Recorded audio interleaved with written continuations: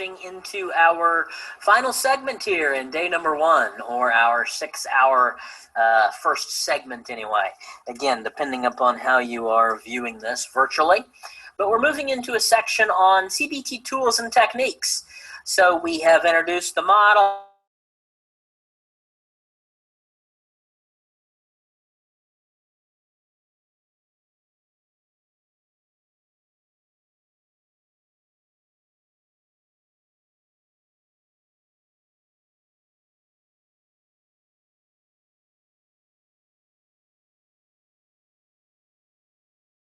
Symptom sets and look at cognitive models for specific symptom sets. So let us go ahead and jump right into these. So first of all, let's think about sort of our ETFAR sequential cognitive model here, and let's look at the different places that we can intervene. We could really intervene multiple places in that sequence. I think I mentioned that in the socialization section. Maybe I didn't, but we can look at environmental interventions, we can use behavioral interventions, we can use cognitive interventions, and we can use pharmacological interventions. Now, I personally am not a prescriber. I know probably many of you watching this are also not prescribers, but we can work with prescribers and make referrals to prescribers and help prescribers monitor how clients are doing on medications, because some of our clients do need pharmacological interventions on top of the CBT that we're offering them. So again, just to think about our model here, events, modern day events would be environmental events. So we oftentimes may need to work on very simple, some people don't think about even case management type of needs and getting basic resources. And people don't care about cognitive distortions much if they don't have food to eat. And even from a cognitive perspective, if we are really trying to work with clients on developing this belief that they have value, that they have worth as a person, and we're really trying to build that belief up, and we see the client 1 hour a week, there's 167 other hours during that week that whoever they live with is going to influence their thinking.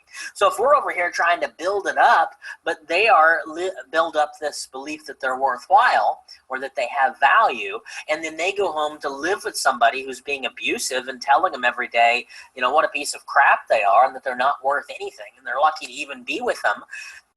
So sometimes some of that very first step, kind of domestic violence intervention type of work, that where you take steps to ensure a safe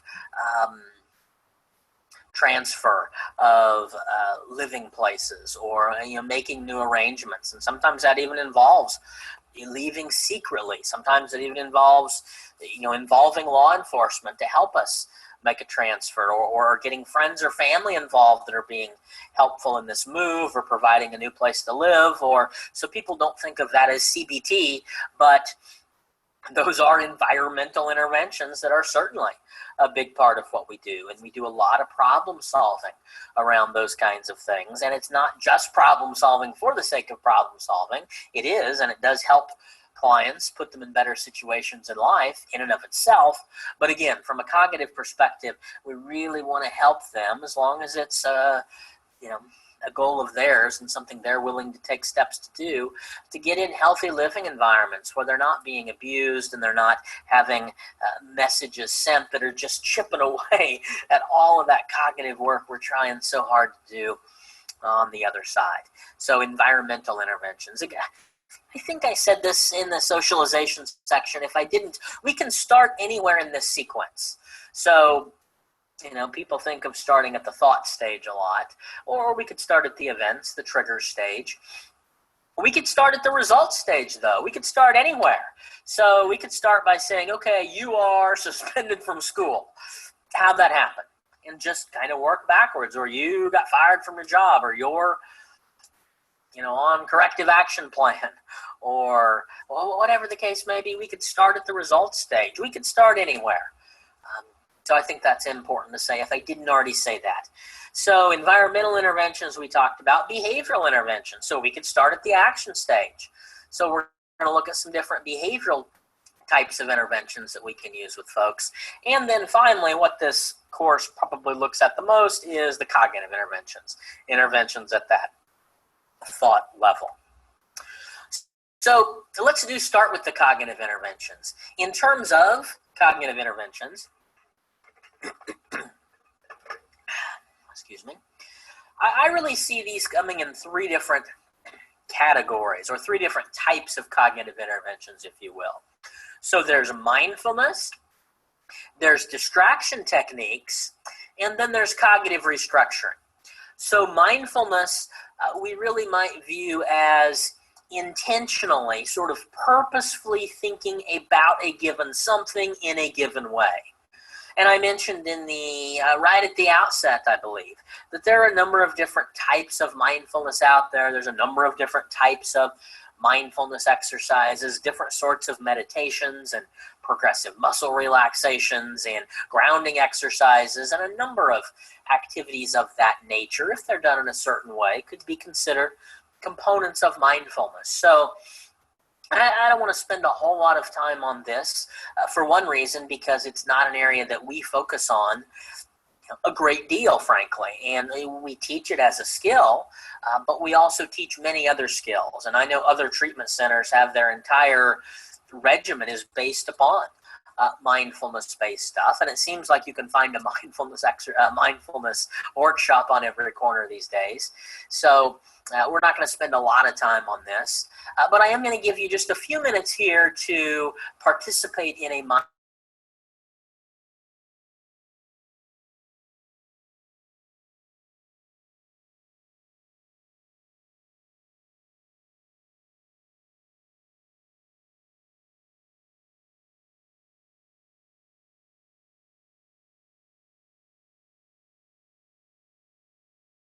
different. So we're going to take just a couple of minutes here. Again, we're not going to take a long time.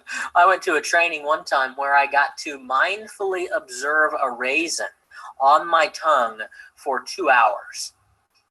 A 2-hour mindfulness exercise observing the raisin and the texture and no raisins here. But let's just take a few minutes. I think this is about 5 minutes, and follow these instructions.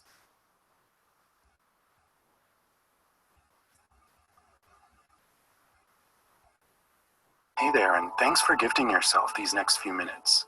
It's important to remember that you're a priority, and allowing yourself even just a few short minutes of intentional reflection can really have a positive impact on the rest of your day. So let's use these next few minutes to come back to center.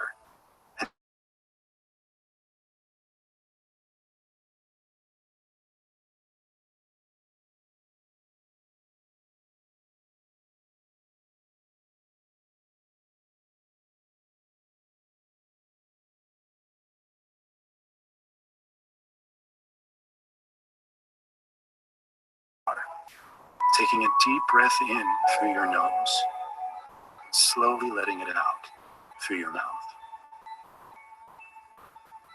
And continuing to breathe that way, feeling your lungs expand out as you inhale and contract back in as you exhale. Tune into your body, noticing how it feels. Noticing if there's anything that it's trying to tell you. Notice any place of tension or tightness in your body. Give those areas permission to relax, sending love into those areas.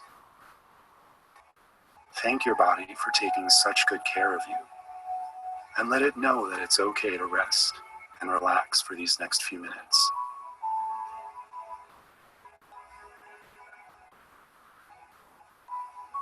You may notice that your mind starts to wander off. That's okay. That's natural. Just notice it and bring your attention back to your body, using your breath as your anchor. Try to picture one thing that's happened today that's made you smile, or made you thankful or appreciative. And just let that feeling fill you up for a moment. Breathe that feeling in from the top of your head to the tips of your toes. And allow yourself to smile. if that feels natural. Now focus on something that you can do today, whether it's for yourself or for someone else, that will allow you to continue feeling this way. It could be something as small as deciding to go to bed early tonight, so that you have time to finally read that book that's been on your bedside table. Or the joy of getting dinner with a close friend. What's one little thing you can plan for your day to bring that intentional joy to it? Now just focus on that for a few minutes. Sit in that feeling of joy and peace.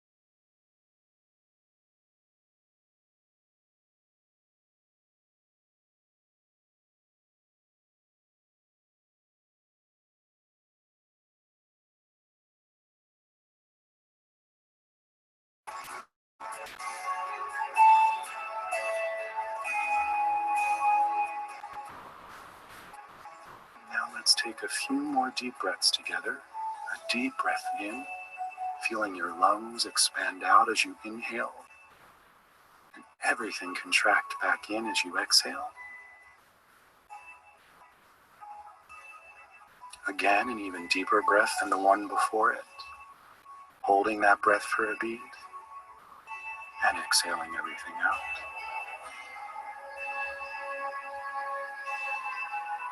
Last time, your deepest breath yet, sending that breath through your entire body, and exhale it out.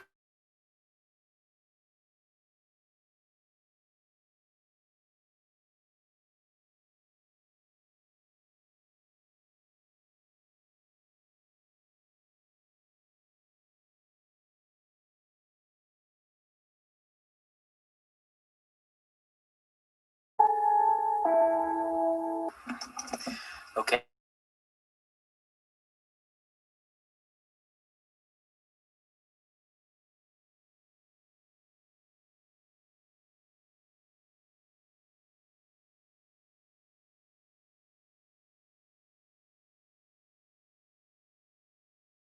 3 days is my material.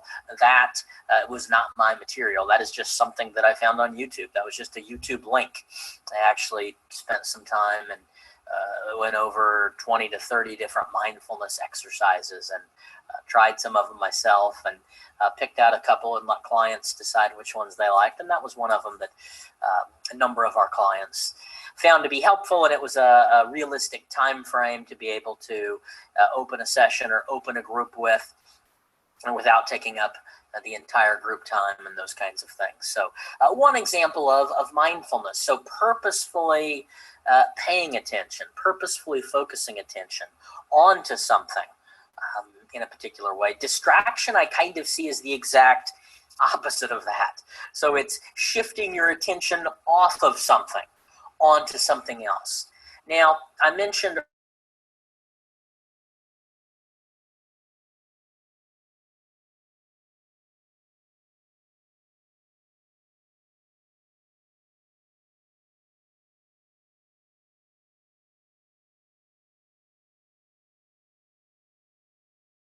technically a distraction technique fits in that category of cognitive avoidance. So I may get practitioners from time to time saying, hey, that's just cognitive avoidance. That's unhealthy. Why are you teaching that? And some practitioners don't know. They even teaching like imagery exercises for somebody that's walking.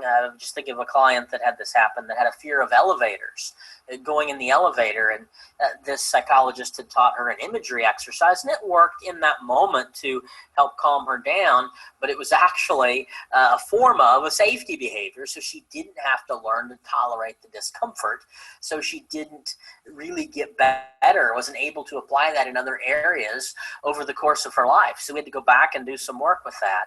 So I say that to say, and we tell clients this also, again, as part of cognitive therapy, we want to make overt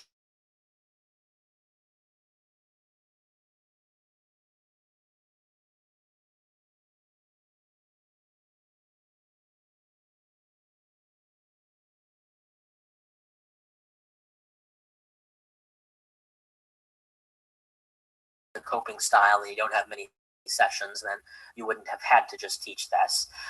But if you haven't, then go ahead and do it. But we always teach clients that distraction is healthy only if done in two circumstances, sort of two rules for it. Number one, it's very strategic, it's very intentional. And number two, it's time limited.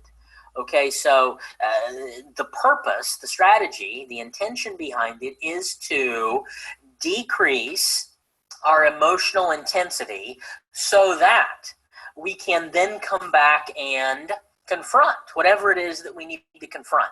So, I mean, clients that are just using this as sort of their modus operandi, their go-to, I mean, they're avoiding just for the sake of avoiding.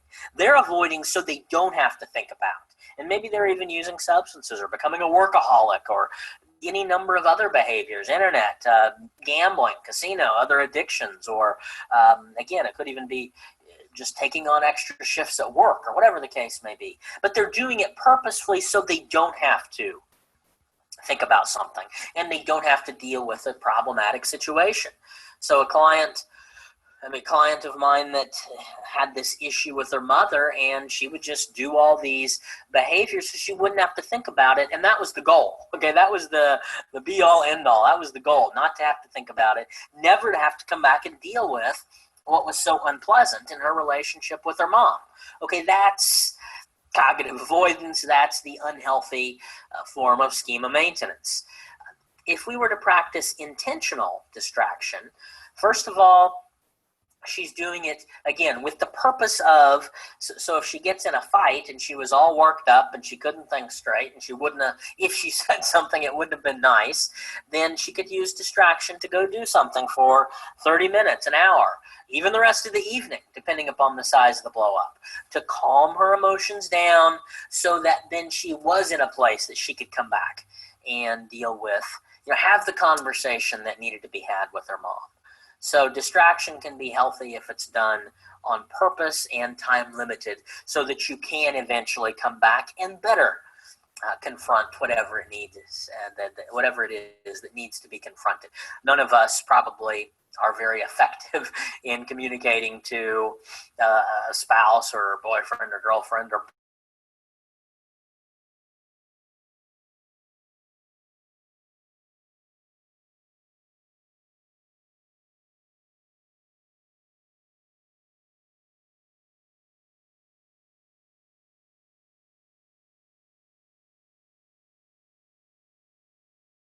of distraction. And just for simplification purposes, we have clients think about it in terms of three different categories. So category one is a good coping skill.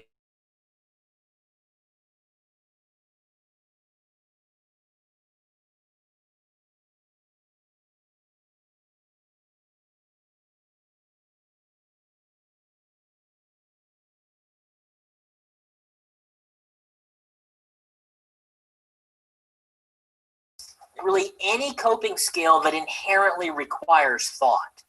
Okay, so here's just a list out of our treatment manual.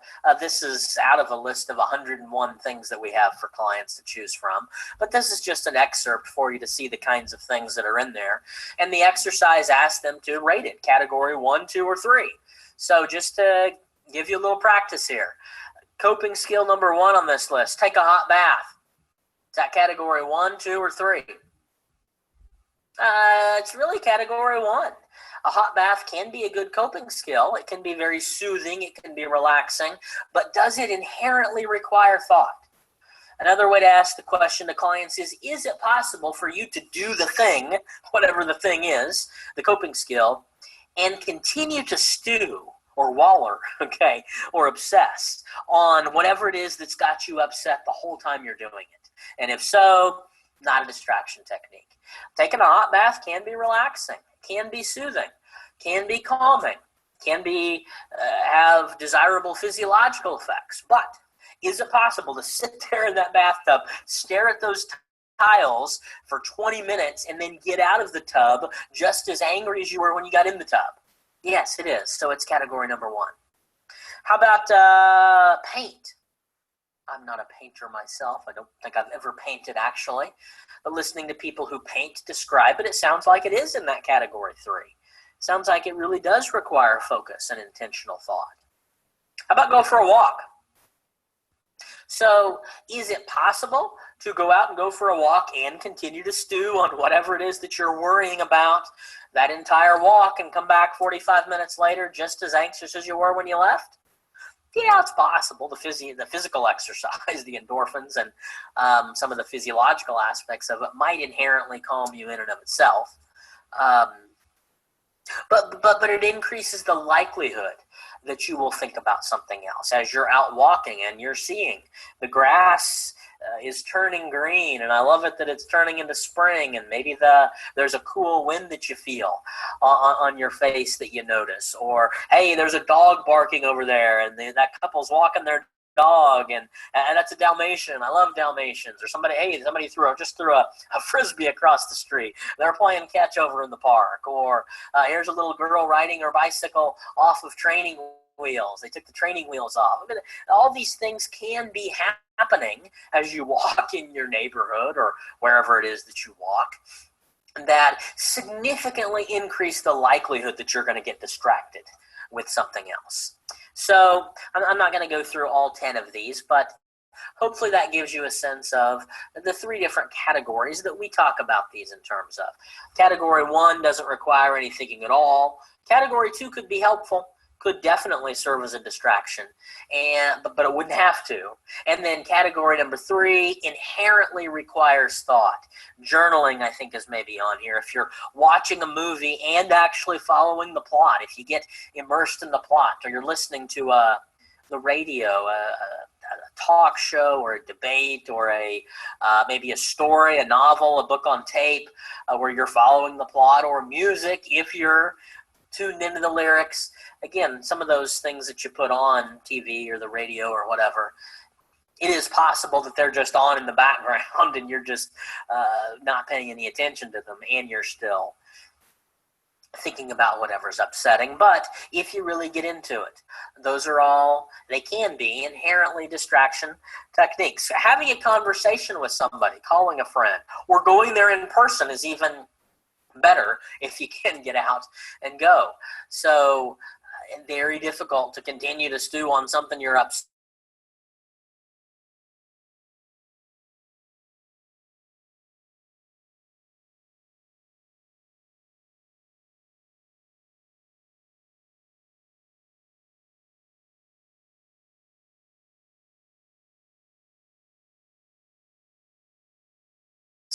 So in the same way that our minds can kind of get on a roll with negative rumination, they can also get on a roll with more positive rumination, or more positive focused thinking. Maybe we wouldn't even consider it rumination if it's positive. But it doesn't have to be positive either. It can just be neutral. I have a guy that he'll get worked up in meetings at work, and so he'll just look up and he'll just start to count the ceiling tiles right there in the boardroom, in the meeting. And nobody knows what he's doing, but it's just he'll get so irritated, and so he'll just start counting. He'll count them all forwards, and then he'll come back the second row, and then down kind of a snake pattern, and then back up the other way. And so you can do alphabet. Some people do alphabet.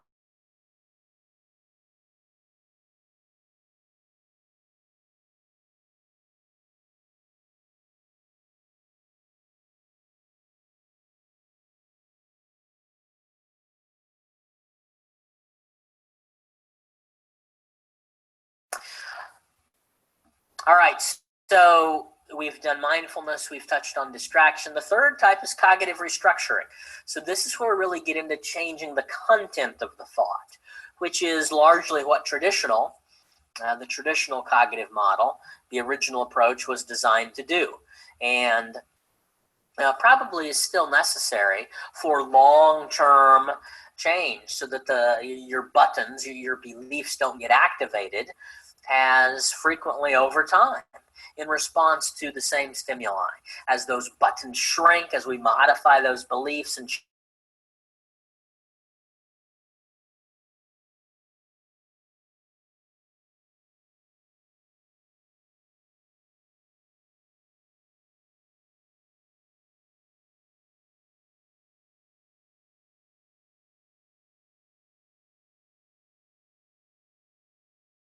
lists of cognitive distortions.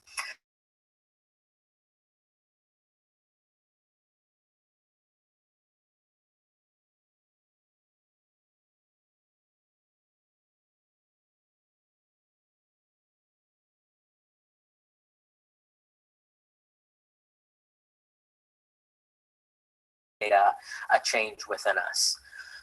There are a number of different versions of those cognitive distortion sheets out there. I just start with this disclaimer.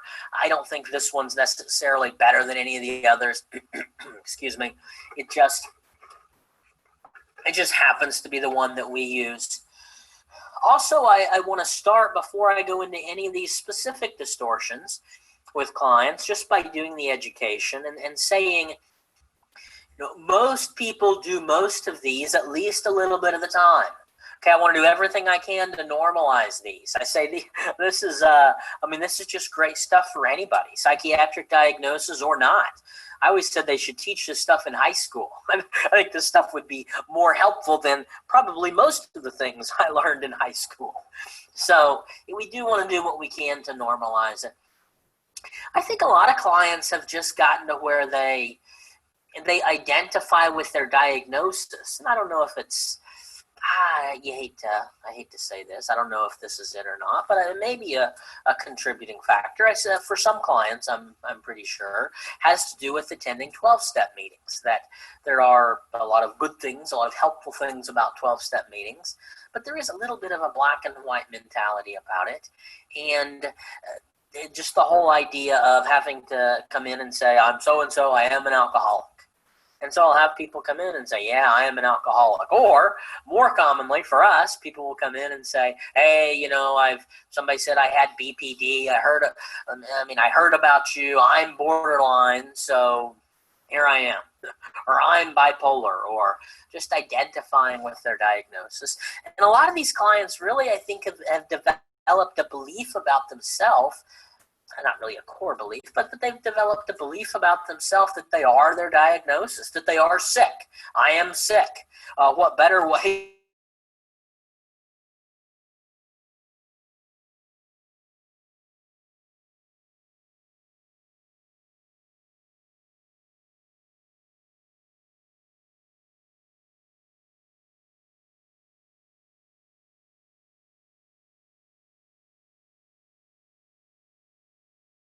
a guy from a 12-step group come in, and he said, I learned about stinking thinking in my AA group. Is that what this is? Stinking thinking.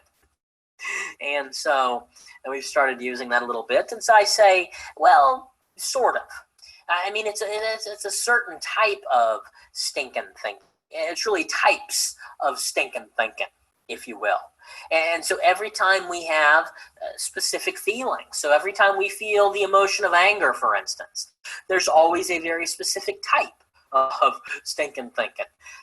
Fueling it every single time we as human beings feel anxiety or worry, there's a very specific type of dysfunctional thinking. Every time we feel guilty, there's a very specific type of stinking thinking fueling those feelings. And so there's really a science to cognition and experiences. And so we want to really help clients learn to at least get a CBT 101 understanding of that science and know that there are very specific types of thoughts that lead to different types of feelings. So we could say, if it's helpful, that these are specific types of stinking thinking. By the way, the idea of a cognitive distortion was identified by Dr. Beck way back in late 50s, early 60s, and he described working with the female client. And he said, I realized that what she heard So when she repeated me back, he says, that's not what I said at all. And he said, so I realized what she heard is not what I said.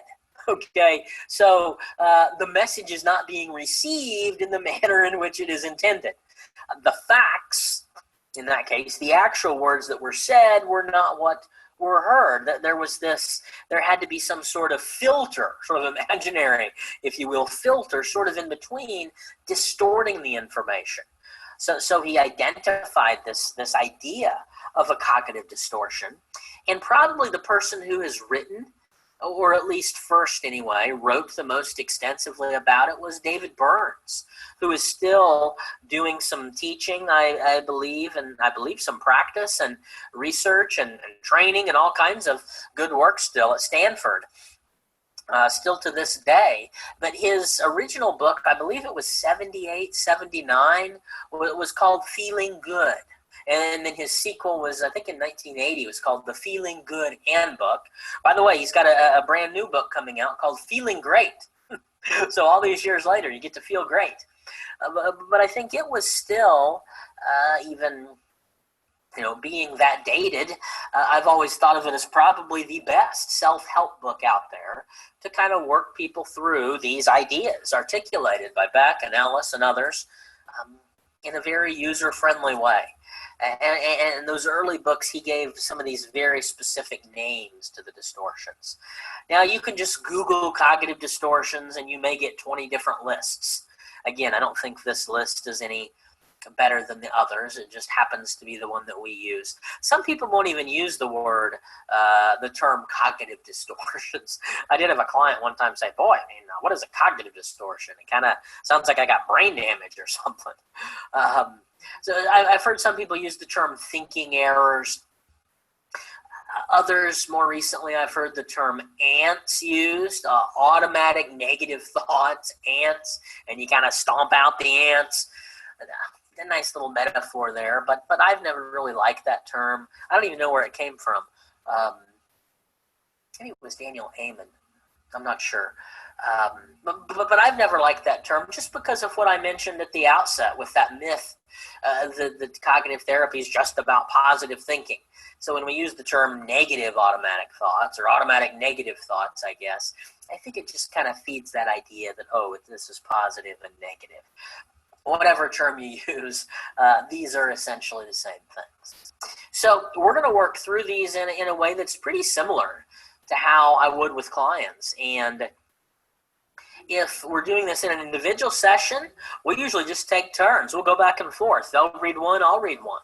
If we're doing it in a group setting, we'll just kind of work around the group, and people will take turns reading it in group. We'll read one at a time, and we'll talk about it. What does it mean? I'll describe it a little bit further. We'll let people share examples, and I'll ask people.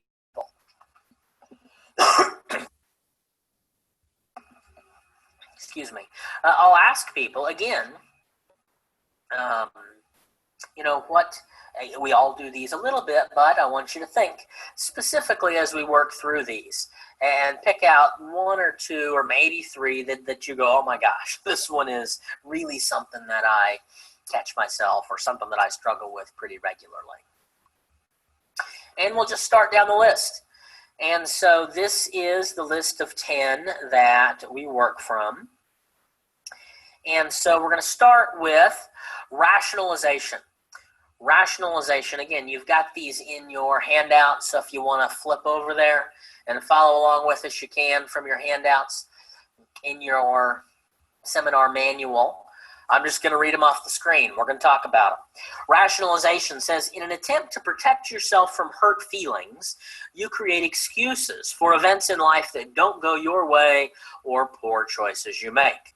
And this is the one on this sheet that is not a technical cognitive term. The technical cognitive term you might hear is what's called permission-giving beliefs or permission-giving statements. So we're giving ourselves permission when we rationalize.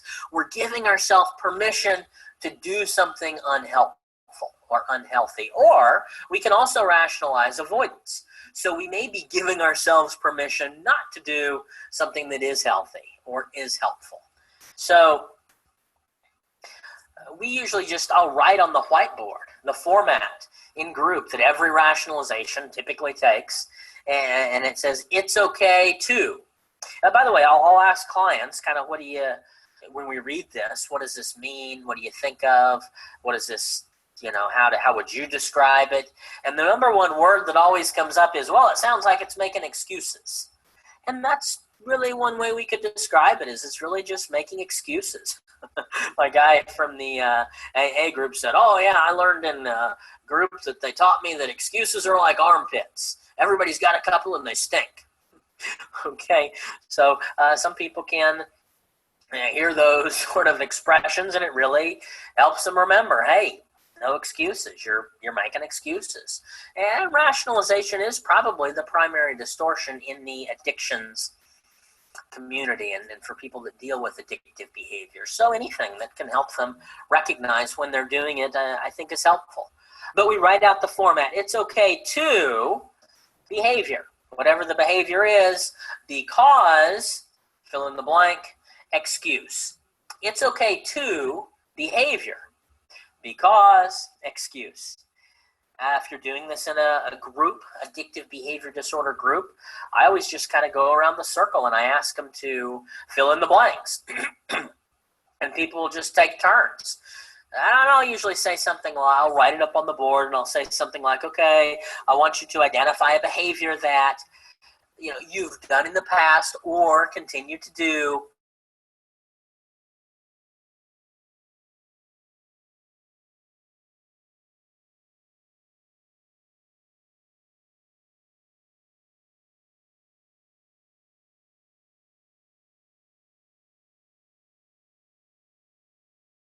At me first. It's okay to use drugs because I think they should be legal. It's okay to binge eat because I was upset. I needed something to calm me down. And people will just go around and they'll take turns sharing. It's okay to because.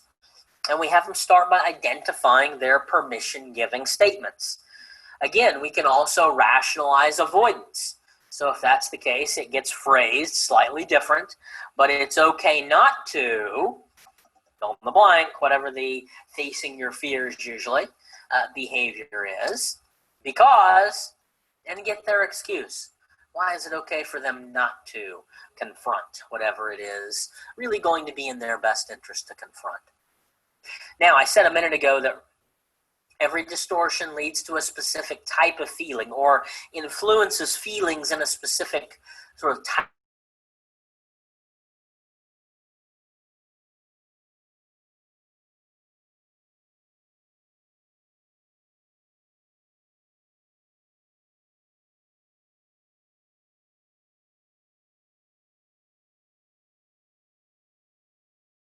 Excuse me as I go through puberty there. I'll get through this training, this little bug in my throat. So this one actually works differently than the other 9 on the sheet. All the other 9 increase unhealthy emotions or increase, at least in extreme forms, what you would consider to be unhealthy emotion. So they make us more angry, more anxious, more depressed, whatever the case may be. Makes us hate ourselves even more. Rationalization actually decreases a healthy sense of motivation. It decreases a healthy sense of conviction. So as we tell ourselves it's okay to, and give ourselves permission to, that conviction gradually decreases. I always think of my guy who, alcohol was his deal, and he said, oh, I never thought I'd be that guy. He said, but I guess I realized for me that 1 leads to 2, leads to 17, so for me, it's just not okay for me to drink. It's not okay for me to drink alcohol. Maybe other people can drink in moderation, but I couldn't do it. So for me, it's not okay. And so he's really arranged his entire life, made a number of significant lifestyle choices around this belief. He actually got rid of an old high school friend that he'd had for 15, 20 years. Couldn't hang out with him anymore because of what he was still up to. He still works the same job, actually, but he works a different shift now. And so he's made a number of significant changes around supporting this idea that it's not okay for me to drink. Well, one day he comes in and he's singing a little bit of a different tune for the first time. He's been sober for 7 months at this point. And he's not even coming in weekly anymore, but he comes in one day and he says, I was thinking maybe it's okay if I drink just this once because I've got these friends coming in from out of state. And maybe it's okay if I drink just this once because we're going to be watching Monday Night Football. It's what we always did, beer and football. And maybe it's okay because I've done so well for 7 months. I've shown that I, can abstain, that I'm not addicted to it anymore. I've done so well. Maybe it's okay because it's just this once.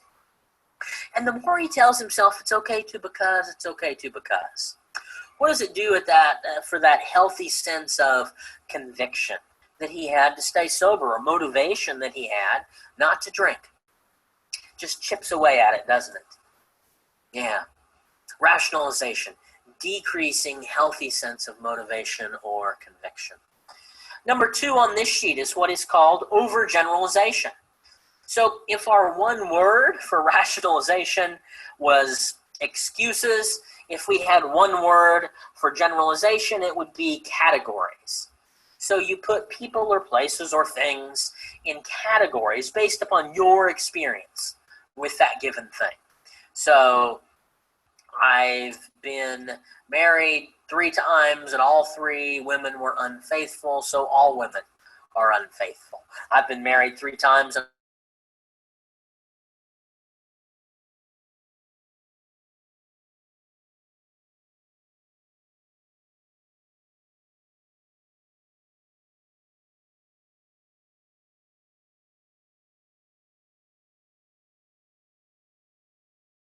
psychiatrists you recommended, and I hated them all, so all shrinks are quacks. Okay, so you get the idea there. Actually, we're going through probably this is the distortion that all those generalizations are, that all those isms are based on. Racism, sexism. I was starting to say we're going through this, a fair bit of this type of polarized thinking in our country right now, with all Black people are this way, or all law enforcement are that way. So we have this, and there is some overlap in these distortions, by the way. The next one is going to be black and white thinking, or all or nothing thinking, and there's some overlap here with overgeneralization. But this one specifically is more about categories. In our intensive outpatient program for mental health, I remember this. One of the things we had patients do was they had to present a collage. We gave them a guideline sheet, some areas that they had to address, and it was really kind of a neat thing. They'd get up and they'd present. They could use anything they wanted, multimedia or props, or usually people just had like a poster board, and they'd print stuff off the computer or cut stuff out of a magazine, even kind of go old school, markers, use their own artwork or Bible verses or Pope.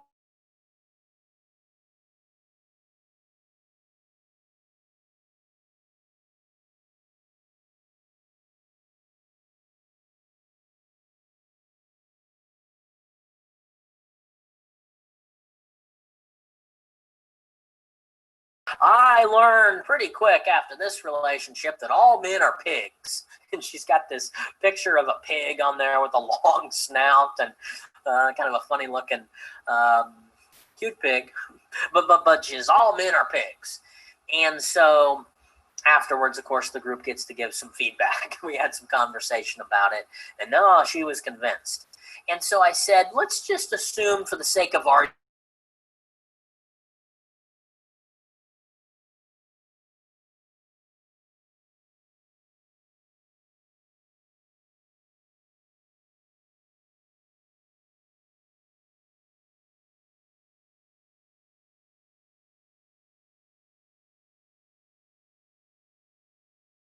you encounter a man, you run into a man, and you have this generalized belief. Okay, at the automatic thought stage, what are you thinking? Pig, stay away, oinker, whatever. Okay, so and so what do? You screen out the 9 pigs, so that part works. Okay, but the problem is you've also screened out that one non-pig that, if you listen to this young woman talk, I mean, there's still a decent part over here that's looking for a man, but yet they're all pigs. And so this type of belief screens out the one that you said you were looking for, but you really don't believe exists. They're not out there. They're all married. Everybody's taken. And nobody that's single is good. And you reinforce it in the process. So that's how generalization works. That's what we do. We miss out on those people, places, things that don't fit with our preconceived notion of what they are all like. Generalization. Number 3, I sort of tipped this off already, all or nothing thinking. The technical cognitive term here is dichotomous thinking, really very similar to the psychoanalytic concept of splitting. It's this inability to see a middle ground and thus experience a middle mood state. So less formally, yes, we call it all or nothing thinking or black and white thinking. And so this is just very extreme thinking. You're always seeing things in black and white, as the label suggests, and there's no room for shades of gray. With this one, we want to work with clients with sort of helping them notice that hyperbolic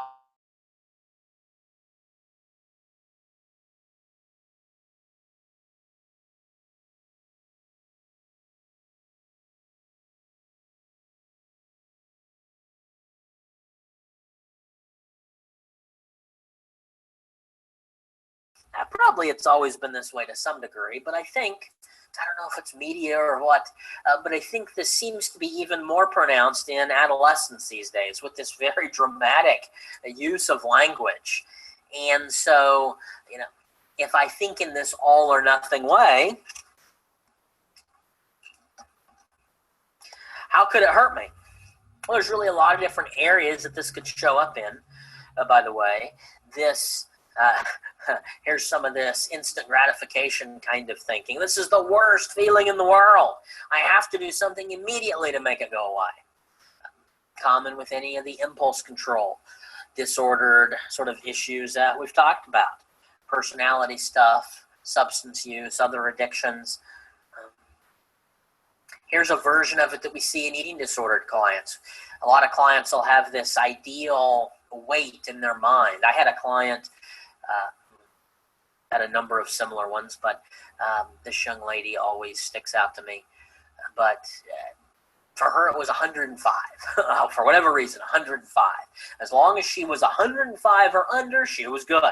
But if she's 1 pound over, anytime she'd weigh in at 106, then she'd feel the need to restrict and engage in some of her eating disorder behaviors we were targeting. So if I'm even 1 pound over, I'm completely fat and gross, would be the words that she used. Fat and gross. There's no middle ground. I'm 105 and under, so I'm good, or I'm fat and gross. Another version of this that we see may show up in terms of perfectionistic thinking. So if I'm not absolutely perfect, then I'm no good at all.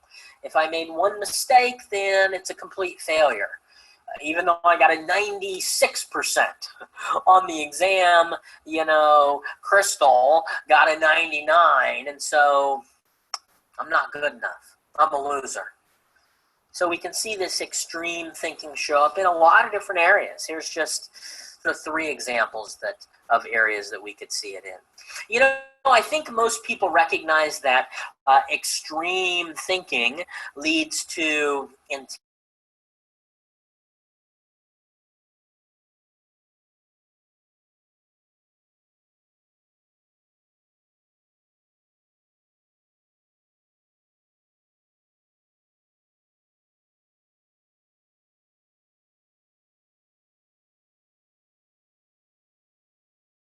three options. Let's come up with 5 options. What are some things you could do? And then we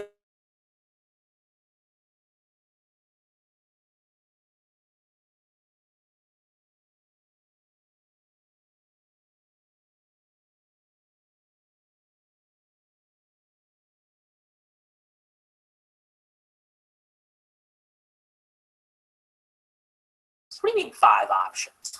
Well, I say yes or I say no. I go or I don't. And so this all or nothing thinking oftentimes keeps these folks from even being able to generate these middle ground alternatives that are actually going to be most helpful for them. One example that I think of with this is one of our clients with BPD in group was we were brainstorming and she was getting feedback from group members, but Christmas was coming and they were having kind of an unusual Christmas celebration. They, instead of having it at family's house, they rented this huge mansion, this huge house that has like 10 bedrooms. It's in Oklahoma City. It's like 90 miles down the interstate. And there were people coming in from all over the country. So it was almost like a reunion of sorts.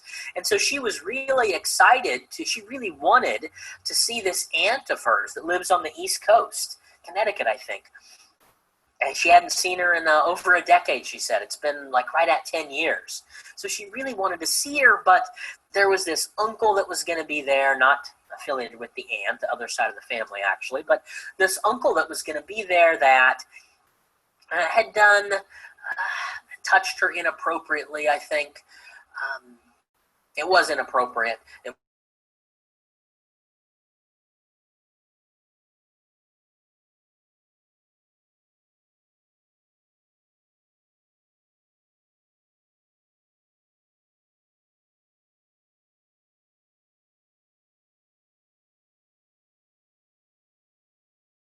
All or nothing thinking because I really want to see this aunt that I haven't seen in 10 years. It's going to be so much fun, but I found out the uncle's coming. I can't go at all.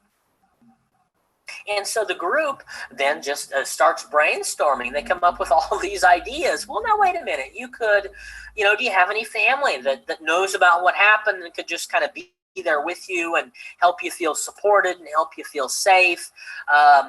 Would it be possible to go and not spend the night? I think the family was staying a couple of 2 to 3 nights in this house. You could just go up for the day. It's a 90-minute drive. You could just go and stay a few hours and then plan to not spend the night, so you'd never be alone in a bedroom. Or could you take a friend, have a friend go with you so you felt a little better and you always had a friend with you? Or could you see if one of those 3 days your aunt would meet you at a coffee shop just for an hour, just so you get to see her? And so the group starts brainstorming all of these options and end up being a number of great possibilities, actually. But with her all or nothing thinking, it was just, I go or I don't. I say yes or I say no. And that's all or nothing thinking does, what any of this extreme thinking does. It keeps us from generating these middle ground shades of gray responses that oftentimes are going to be the most effective. In our group room, we actually had, this was perfect for this, we had a light switch, a switch that you could flip the light on and off, but then it also had one of those dimmer switches. So patients could see the difference between all off and all on, and then the dimmer switch, which had all these shades of gray. So it really was a pretty powerful, real-life, metaphorical experience for them to be able to see all these, this middle ground that they're missing out on. So extreme thinking leads to more intense emotions and difficulty problem solving, difficulty hearing feedback from other people. You ever try to brainstorm for a client and you come up with a bunch of ideas and you get, well, this won't work because this and that won't work because of that. And if it's got to work 100%, then oftentimes it's going to get discounted. This way of thinking also keeps people from negotiating, being able to sort of find a middle ground in problem solving or negotiation, I should say. So, a lot of people will walk away. They could get 95% of what they want in a given conversation, but they say, if I can't get every single thing I want, then screw it. I'm going to leave here with nothing. And so they leave with nothing because they don't have the ability to see the benefit of that.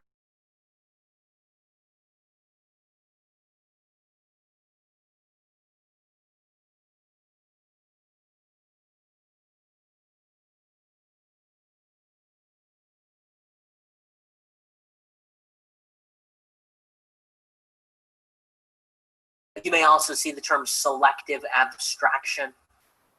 Technically, selective abstraction isn't exactly the same thing, although it usually refers to discounting the positive.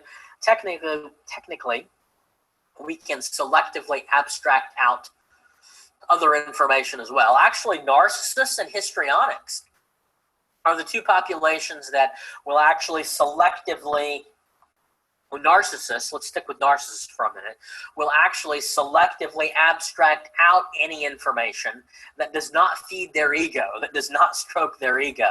They'll selectively attend only to that information, only to that feedback that does feed their ego, and selectively abstract out any sort of criticism, any sort of negativity, anything that might reflect poorly upon them or their image. So it is possible to selectively abstract out negative information. Usually what we see in most populations with most conceptualizations, 98% of conceptualizations, is abstracting out positive, discounting positive, and only being able to see negative in oneself. So here's where you get the old yes, but in response specifically to positive feedback, compliments, things of this nature. Discounting positive information, saying it doesn't count, it's not really true because. And their schema, their beliefs are going to give you a good, usually when they say it doesn't count because this, or doesn't count because that, okay, the this or the that leads you directly to the schema. So it doesn't count because you're just, you're just my therapist. You're paid to tell me the truth.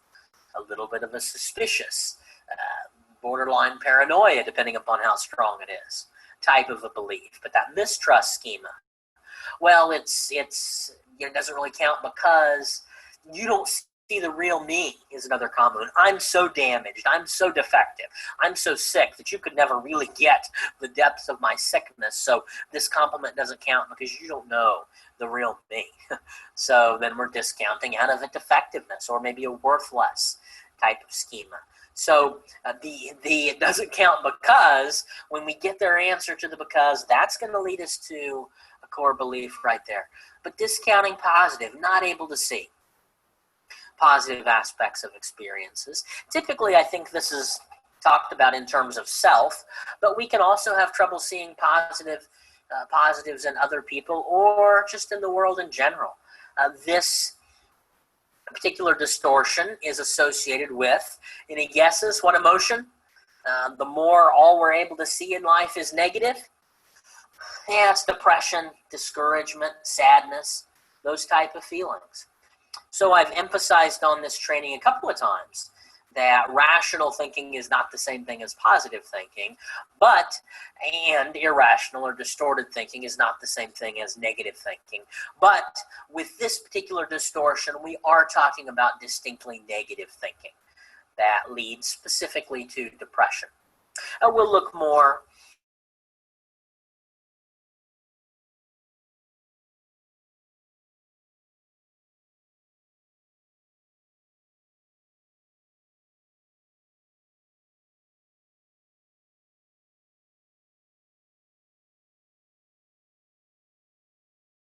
and these three do have some overlap.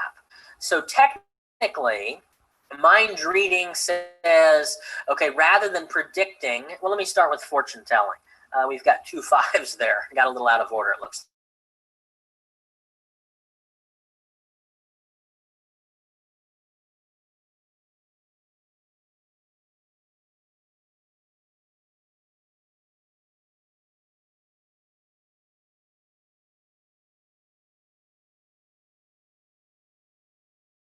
Anxiety. Let's jump back. The first number 5 says mind reading. Rather than predicting future events, engaging in this distortion involves predicting that you know what someone else is thinking when in reality you don't. So how are these two similar? The fortune telling and the mind reading. Well, number 1, they're similar because they're both assumptions. They're both assuming that we know something that is happening or we believe is going to happen in the future. The difference is technically mind reading is assuming we know what someone else is thinking, and technically fortune telling is assuming we know what's going to happen in the future. Mind reading oftentimes is a primary distortion in couples counseling, relationship type of work. Obviously, a common phenomenon there. A lot of times these two go together. They don't have to, but a lot of times they do. A lot of times, by the way, colloquially, clients will call these the what ifs. What if this happens? What if that happens? This is probably going to happen bad. That's probably going to happen bad. What do we think the primary emotional response is from this what-ifing, the fortune telling and the mind reading? And by the way, when we take those two and we blow them way out of proportion, that's when we've gone to magnification. Or some of the other sheets may use the term catastrophizing or catastrophic thinking, you may hear. Actually, the Ellis term for a very similar phenomenon here is what he called awfulizing. Ellis had some interesting terms. Awfulizing. I was thinking of our guy that I was doing a session with, and he filled out his thought log. The event was he was unemployed and he was going to prepare for a job interview. And his thought log said things on the left like, they're probably not going to hire me because I've got this gap.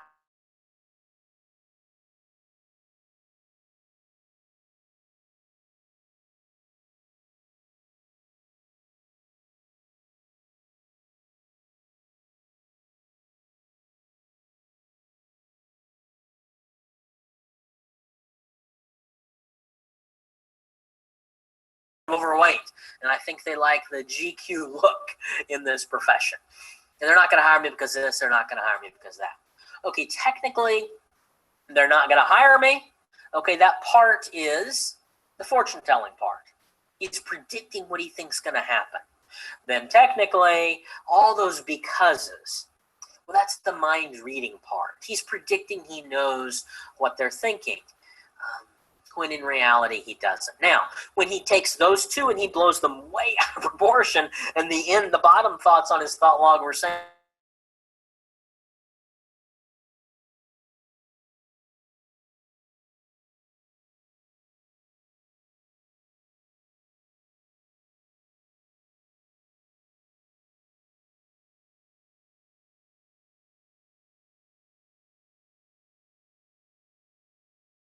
this is when we take the fortune telling and the mind reading.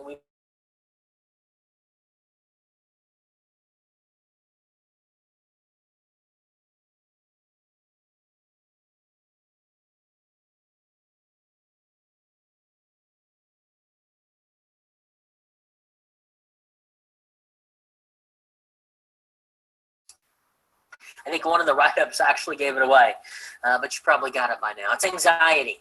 Any sort of feelings in that anxiety family. Think about this for a minute.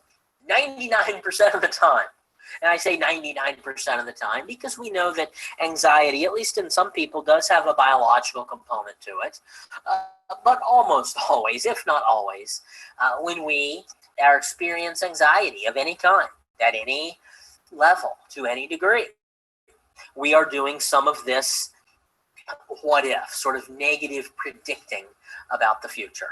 Just about every single time. I mentioned we can start anywhere in this sequence. Chris Badesky has a principle she calls following the affect.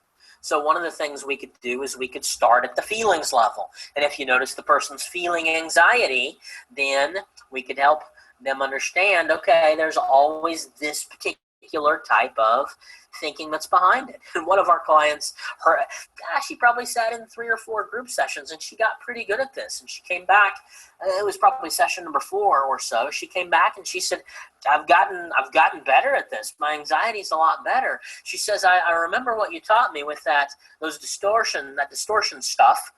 That's the edited version. She had some colorful language as well, but she said, I started just asking myself, anytime I started getting all worked up, anytime I started getting anxious, I started asking myself, what am I all in the future about? I thought that was a pretty good, her language, obviously, a good way of putting it. What am I all in the future about? And then that was her way of asking herself, okay, I'm anxious. There's got to be fortune telling, mind reading, negative predicting. What am I all in the future about? And then she would be able to figure it out. Oh, I'm predicting this is going to happen tomorrow, or I'm, thinking about this with my medicines, or this with this guy, or whatever it is. And so what am I all in the future about? Following the affect. Start at the feeling, work backwards if you need to. Distortion number 7 on this sheet, on the sheet that you have, is, I kind of coupled them together to talk about them in that order, but number 7 on your sheet, and so you'll have to jump back to number 7, is what's called a should statement. This one says you place false or unrealistic expectations on yourself or others, mentally insisting, I like that phrase, mentally insisting, she should do this, or I should have done that. So, did you notice there's actually 2 different types of shoulds. What are the 2 types of shoulds? We can should ourselves, so to speak, and we can should other people. I had a therapist one time on my staff that had a little plaque on her, I guess it's a plaque sort of a thing, on her desk, and it said, the 11th commandment, thou shalt not should on thyself or others. So, kind of a funny way to really help people remember. Be cognizant of this mental insisting that has everything to do with our expectations. Everything to do with our expectations. When we expect people to do things that they're not capable of, or sometimes they're capable of, but they're just not willing to do. Or when we expect, we have unrealistic expectations of ourselves. And by the way, there's all these different, whenever we catch ourselves saying should, obviously, although some clients will go, oh, I said should. Saying the word should isn't a sin in and of itself, but it's the degree to which we get dug into this way of thinking that is problematic in terms of our emotional state. But there are also these shoulds in disguise. Has to, must, needs to, ought to, supposed to. They're all kind of shoulds in disguise, if you will. They're all different versions of language that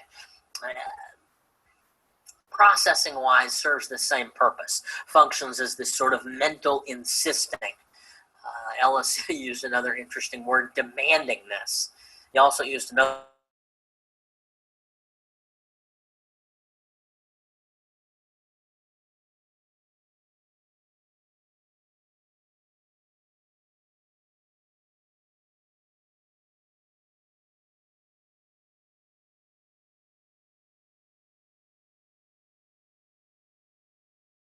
someone else.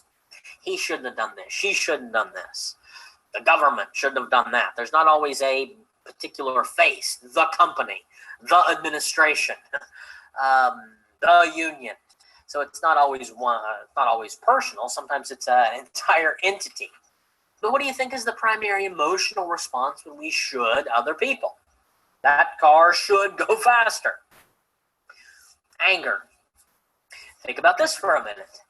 Every single time when we as human beings experience the emotion of anger, and again, to any degree, maybe you're just a little bit irritated, or maybe you're just completely livid, to use my client's words. Regardless of degree of intensity, anytime we as human beings feel this emotion of anger, or any emotions in the anger family, if you will, every single time, we've got one or more of these should statements towards somebody or something else running through our minds. What about when we should ourselves? I shouldn't have done this. I shouldn't have done that. What do we think is the primary feeling that comes as a result of that type of thinking?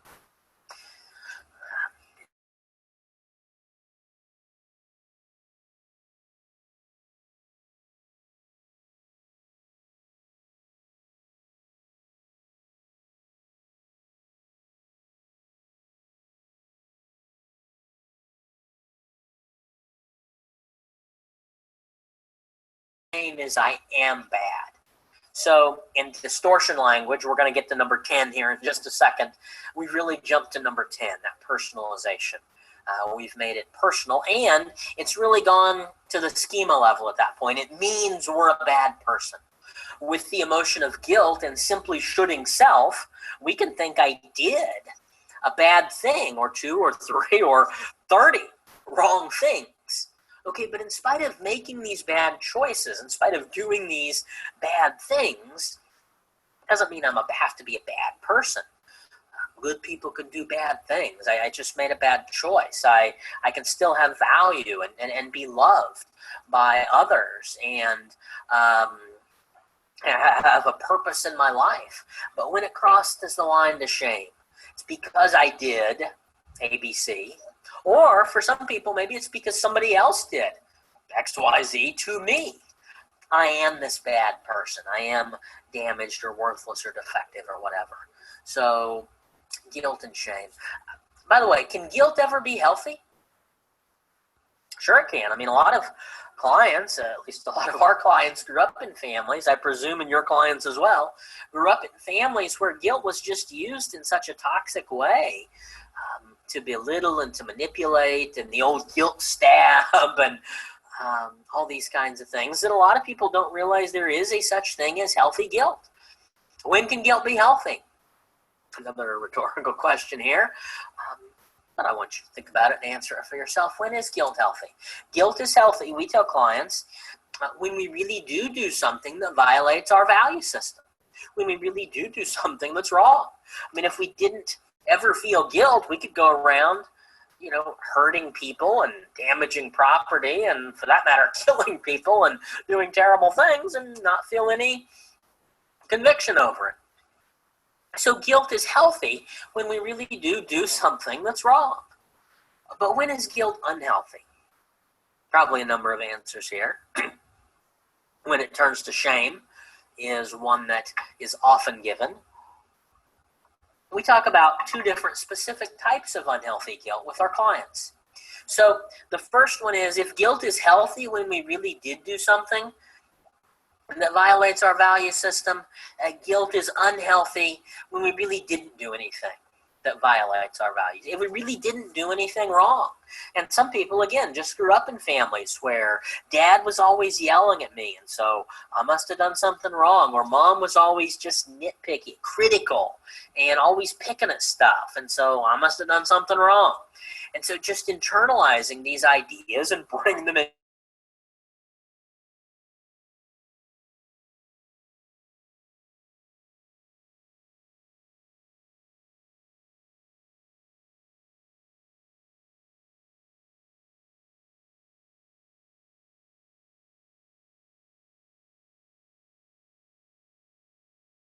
Maybe he yells at everybody.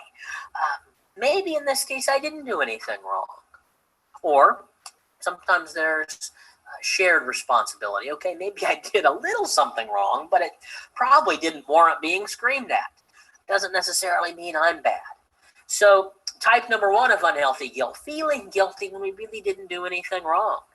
And number 2 then is, maybe they really did do something wrong. Maybe they really did do something we'd like them to recognize, and maybe will certainly change their behavior, maybe ask for forgiveness, maybe there's a reconciliation, or even if it's not a reconciliation, maybe there's at least an apology. Maybe you do owe somebody an apology.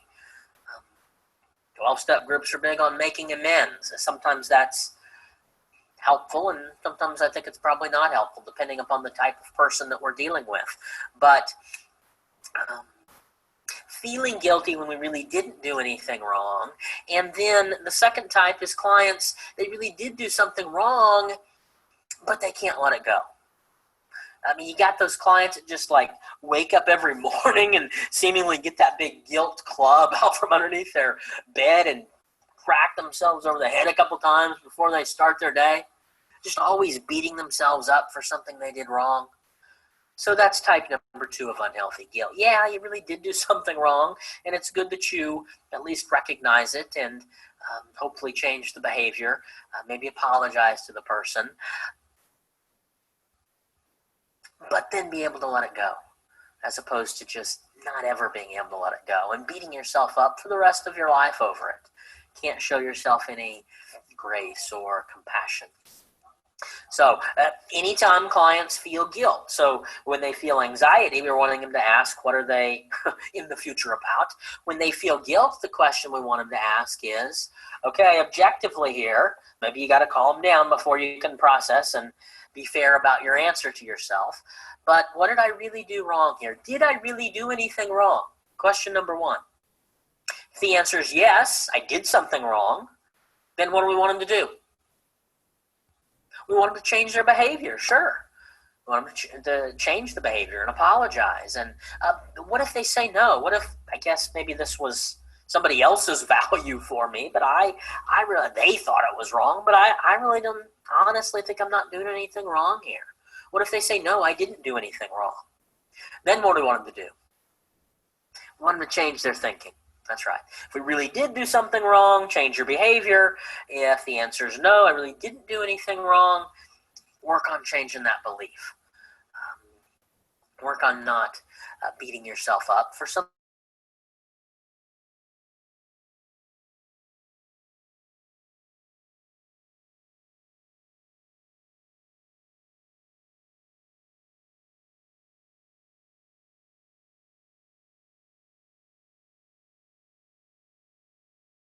emotional reasoning. You assume that your negative feelings reflect the way that things really are. So this is just sort of, I feel it, so it must be true. I feel it, so I should do it. People that act upon their feelings. Since I feel scared, the situation really must be dangerous. If it feels good, do it. Okay, feelings-based action based upon nothing else. Emotional reasoning. And finally, number 10 on your sheet is what is called personalization. So this one simply, you see yourself as the cause of an external negative event, for which in part, or in fact, I should say, you were not primarily responsible for. So this is, very simply put, making something about us that's not about us. And what's the primary feeling that comes from personalization? This one's pretty basic. It's hurt. We get our feelings hurt. So we see this a lot with people with insecurities and anxieties. But again, you don't have to have a fully diagnosable condition to get your feelings hurt. I think a lot of people are prone to personalization, making something about us that's not about us. So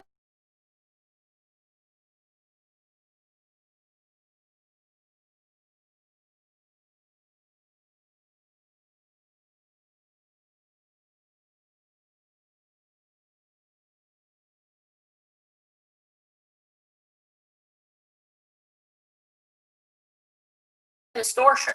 So let's see what cognitive distortions you see show up in the clip.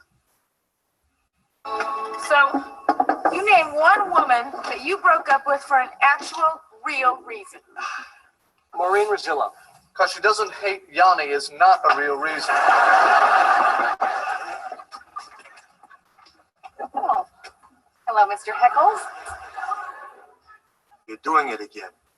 We're not doing anything. You're stomping. It's disturbing my birds. You don't have birds. I could have birds. Okay, Mr. Heckles, we'll try to keep it down. Thank you. I'm going to rejoin my dinner party. All right, bye-bye. Okay, Janice.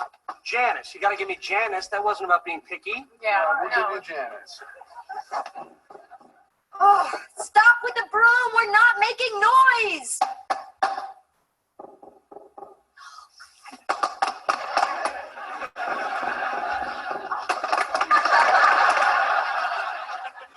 What? We do it? Mr. Heckles. How did this happen? He must have been sweeping. He found a broom in his hand.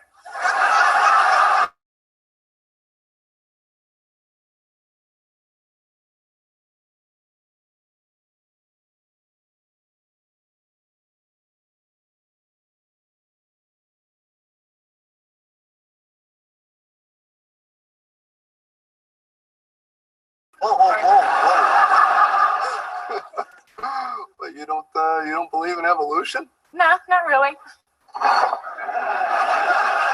You don't believe in evolution? I don't know. It's just, monkeys, Darwin. It's a nice story. I just think it's a little too easy. Too easy? The prophet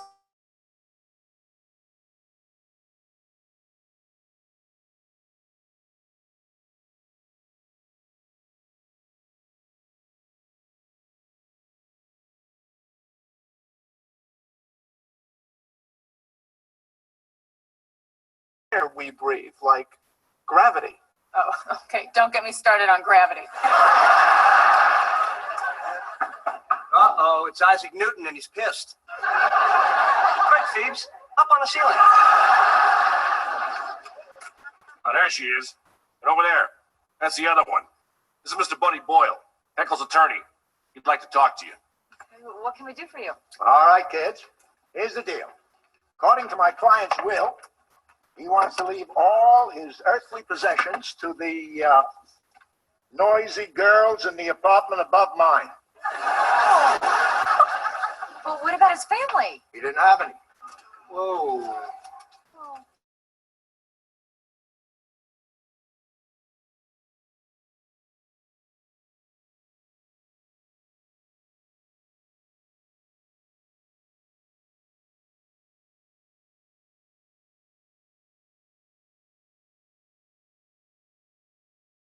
Sully's the good name of crap. Check it out. Heckle's high school yearbook. Wow, he looks so normal. He's even kind of cute. Heckles, you crack me up in science class. You're the funniest kid in school. Funniest? Heckles? That's what it says. Wow, Heckles was voted class clown, and so was I. He was right. Would you listen to that? I'd call that excessive. Whoa. What? Heckles played clarinet in band, and I played clarinet. And he was in the Scale Modelers Club, and I was, well, there was no club, but I sure thought they were cool. So you were both dorks. Big deal. I just think it's weird, Heckles and me and Heckles. Hey, would you knock it off?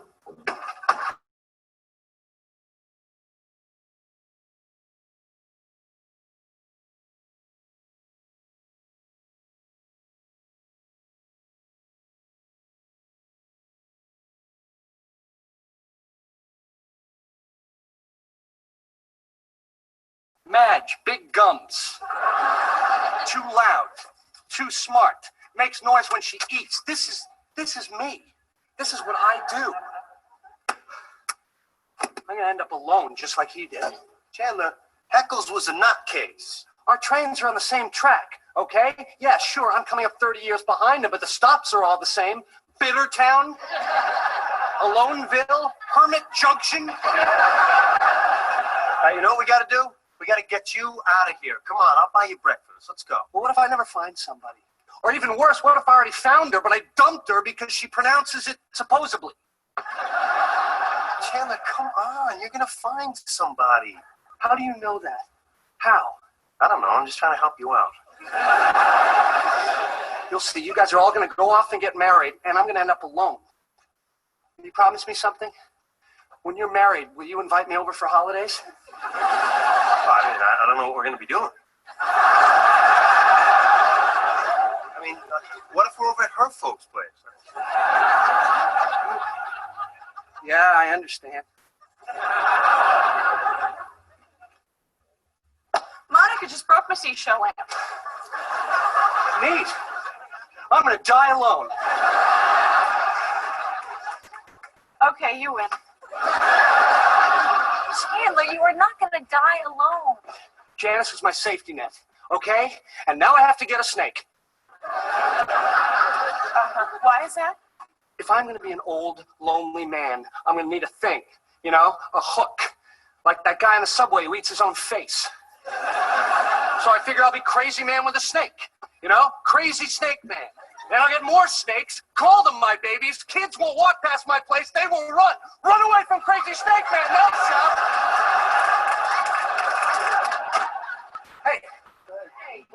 I'll be pleased to know that I have a date tomorrow night. This woman, Allison, from work, she is great. She's pretty, she's smart, and I've been holding off asking her out in the past because she has a unusually large head. But I'm not going to let that stuff hang me up anymore. Look at me, I'm growing. Oh, my major was totally useless. I mean, how often do you look in the classifieds and see philosopher wanted? Sure. My God, that's a big head. It didn't look this big in the office. Maybe it's the lighting. My head must look like a golf ball at work.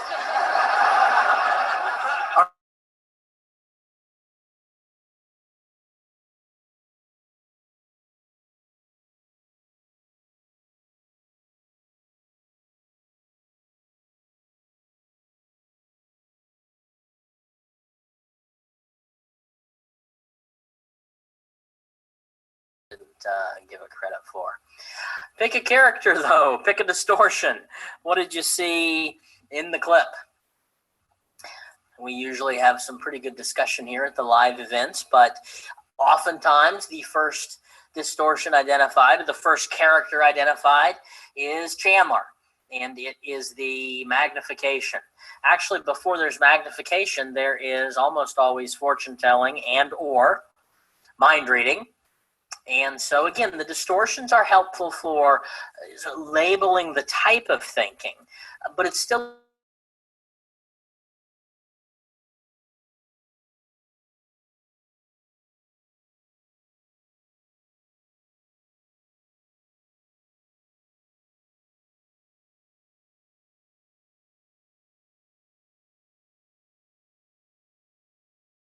jumps out to people first is that statement where he says, I'm going to die alone. Maybe that just sort of sums up the belief for some people, but that really is a belief that he's come to, right? It sort of illustrates that there are levels of belief, but it's a belief that he's come to, a belief that he's going to die alone. Now, Leslie Sokol with the Academy of Cognitive Therapy has sort of compared a belief, come up with a visual of a belief, I guess, of her own, of a tabletop. So we had Judy's sort of Pac-Man type figure. Now we've got Leslie's kind of tabletop. And she says a belief is like a tabletop that has these legs. So, I mean, as we go through life, we have these experiences, and the meaning that we assign to those experiences sort of becomes the evidence to support the belief, the supporting evidence to uphold the tabletop, so to speak. So if we follow the analogy, then, or the metaphor, I guess, if Chandler has this belief, this tabletop that says, I'm going to die alone, okay, what are some of the supporting evidences in his mind? What are some of the legs to support that table? Give you a minute here. Are you able to think of any? If you are, just jot them down there.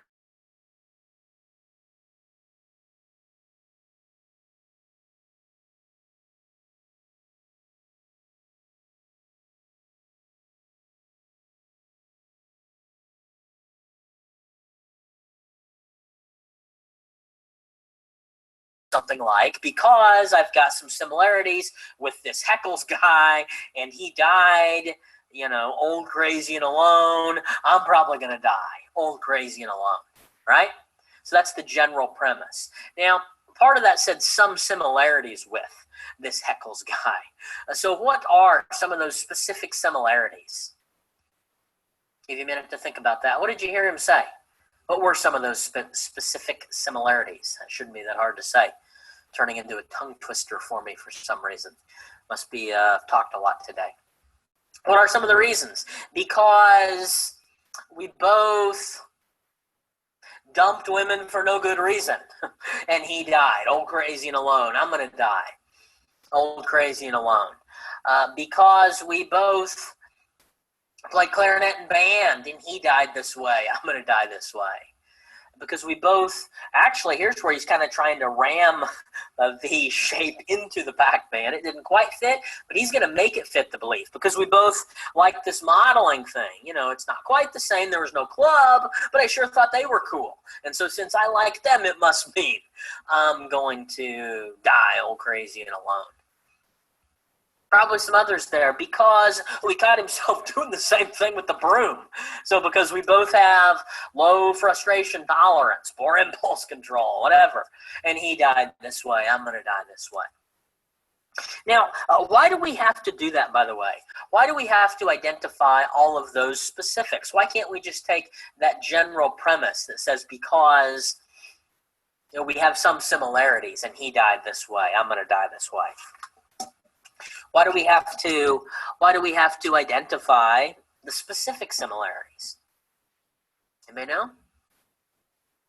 Because those are the legs of the table, so to speak. Those are the components of the belief, is the clinical term. I mean, those are, if we're following this metaphor, I've got legs under this table here that I'm using. We're trying to just kick one leg at a time out from underneath the table.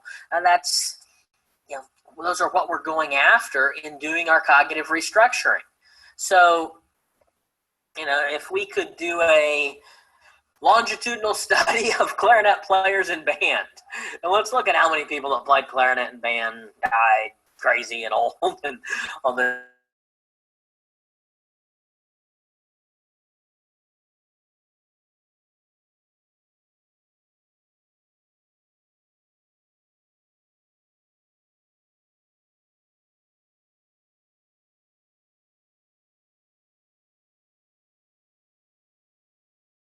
people that are single end up being just fine. And so it's a little facetious, obviously, but that's we're a little blown out of proportion here. A lot of magnification, but that's probably just partially what makes a good sitcom.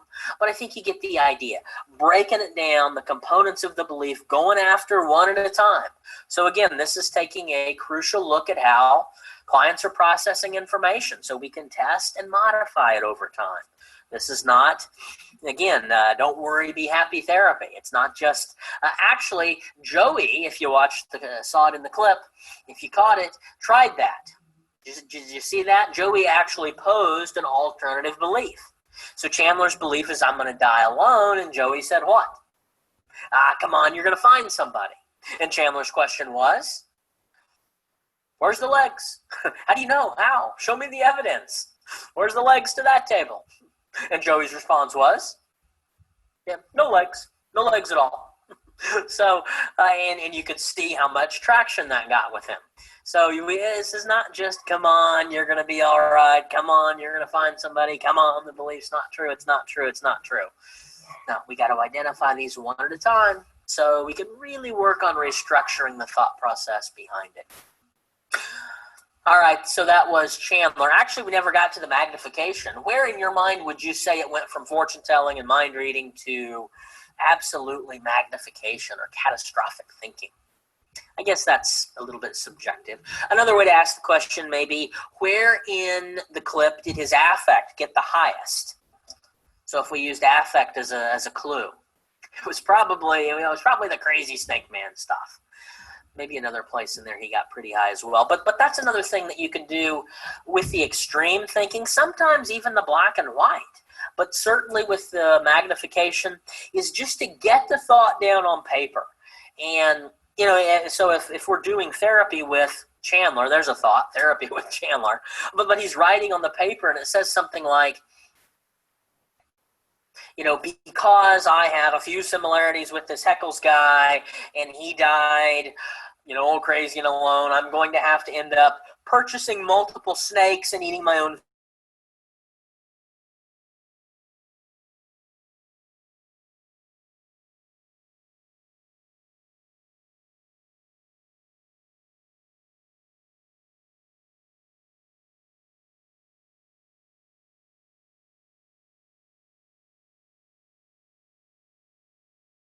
her irrational thought or automatic thought where she's generating some challenges.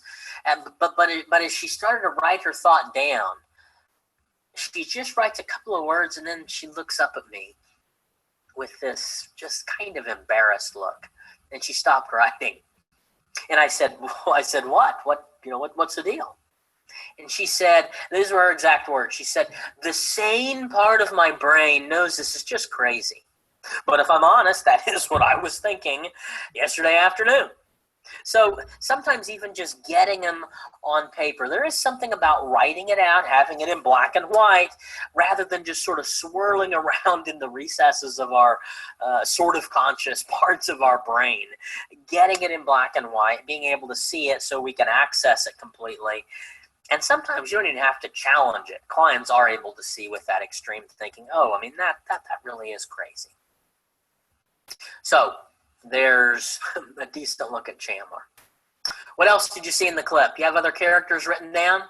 Usually the conversation between Phoebe and Ross over evolution comes up. So first of all, what's Phoebe's distortion? It just, well, in that clip, but also if you watch the show, probably her most common, her number one distortion. It's that emotional reasoning. Just kind of because I feel this way, it is this way. I don't need any legs. I feel what it is. Gravity, what? I don't need any evidence here. So she's got the emotional reasoning. What about Ross? What distortion was Ross engaging in? Occasionally, people will have trouble initially identifying this. If we use Chris Podesky's Follow the Affect,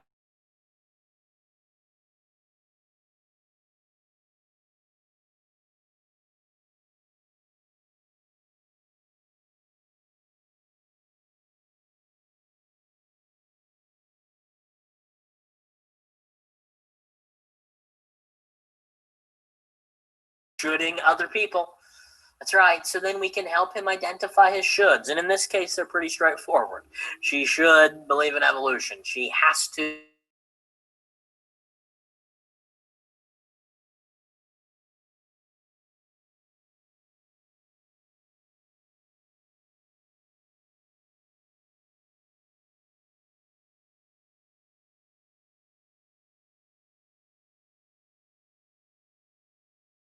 An exercise. We could do an exercise in the live trainings. Sometimes we do where we have you do a values exercise. We have you come up with 3 or 4 or 5 different legs to your table of values. Well, if if Ross did this exercise, he would have one primary leg to his table of values, and it would have to do with scientific exploration, for lack of a better way to say it. That's really, really, really important to him. And so that's why he's getting so upset. That's actually one technique that you can use in cognitive therapy to elicit an underlying core belief, is a technique that's called the downward arrow technique. The downward arrow technique. And this is really just a technique where you take any automatic thought and you ask the question, well, what would that mean about you if? Actually, I'll change the wording a little bit depending upon if I just want to identify a belief in any area or a belief that may be the strongest, I'll usually phrase the question, well, what would that mean if? And so maybe they'll say, well, it mean that she's a jerk, or maybe it would mean the world's unfair, or whatever. If I'm specifically trying to assess a belief about self, then I'll phrase the question that way. So instead of just what would that mean if, what would that mean about you if? And what would that mean about you if? And you just keep asking variations of the same question. You can alter the language a little bit. What would be the worst part about that? What might happen then? What would that mean? But you're essentially asking that same question all the way until you get to the bottom.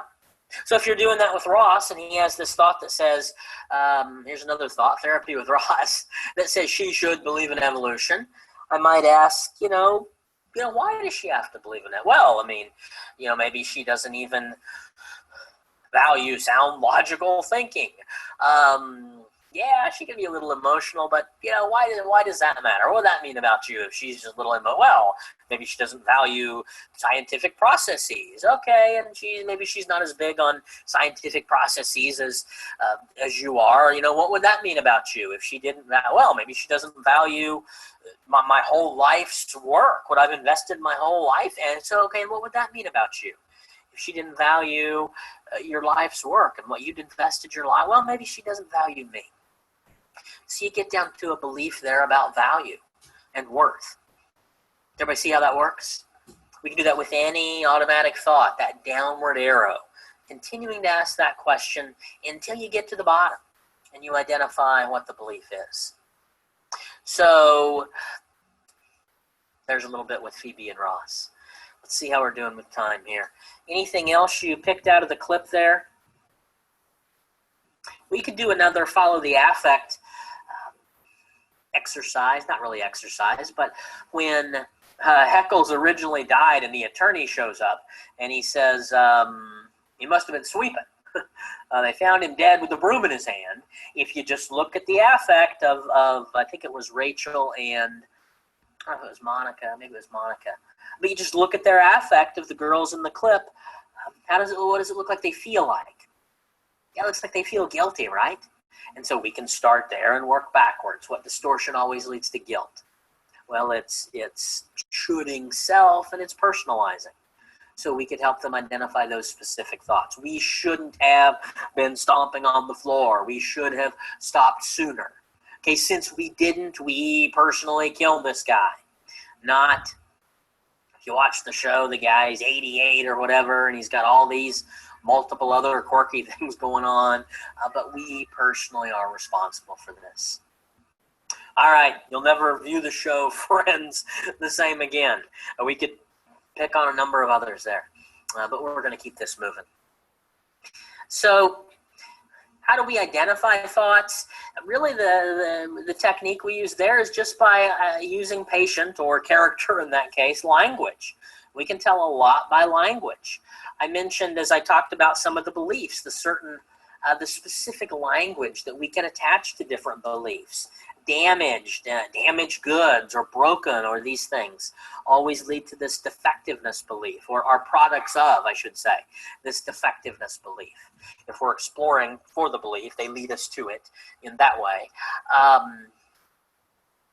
In the case study, I don't want to impose. I'm such an imposition. I didn't want to bother. It's all burden language. So language can really be a window into the belief, and it can tell us automatic thoughts. We can also just ask. Some people say, you just ask? That sounds a little weird, and it doesn't have to be one of those, what were you thinking, kind of an ask. But you can say, what was going through your mind when when your brother said that to you? What was going through your mind when, Jose asked you if you wanted to go out on the town with him that Friday night, and you knew he was going to be hooking up with his meth buddies? So there are ways you can just ask clients, so what were you thinking when this happened? There's certainly appropriate ways to do that. We can look at thought logs. We can do journaling. Sometimes clients say, I don't know what I was thinking. So I may give an assignment of saying, okay, I'd like you just to go home, and when you're starting to feel upset, or if they have been able to identify a more specific emotion, we can use that. When you're starting to feel anxious or mad or whatever, just do a little bit of journaling, just for 5 minutes. Just write whatever comes to mind, and then bring it into the next session. And that's all you have to do. And that can give us as clinicians a good window into what clients were thinking, and can help them start to get better at identifying those thoughts. So simple journaling, again, for a purpose, if not just to vent feelings, but to help increase cognitive awareness. Beliefs, identifying or eliciting underlying beliefs. I just gave you an example of the downward arrow. If they're just collecting thought logs over time and we start to see themes in those, that can oftentimes point us toward a belief.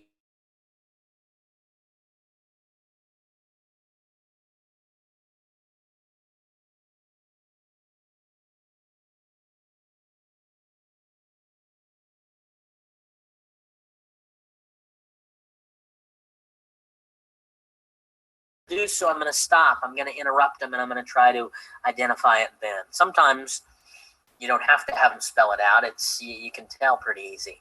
But heightened affect, there's also a belief questionnaire we may talk about a bit in day 2 or 3 also, in terms of identifying or eliciting underlying beliefs. So we really want to help clients increase their awareness to this internal dialogue that goes on. A lot of patients like this sort of visual of a image of this sort of angel dude on one shoulder and the devil dude on the other shoulder, kind of tapping on the shoulder or whispering in their ear, or whatever the image is for the client.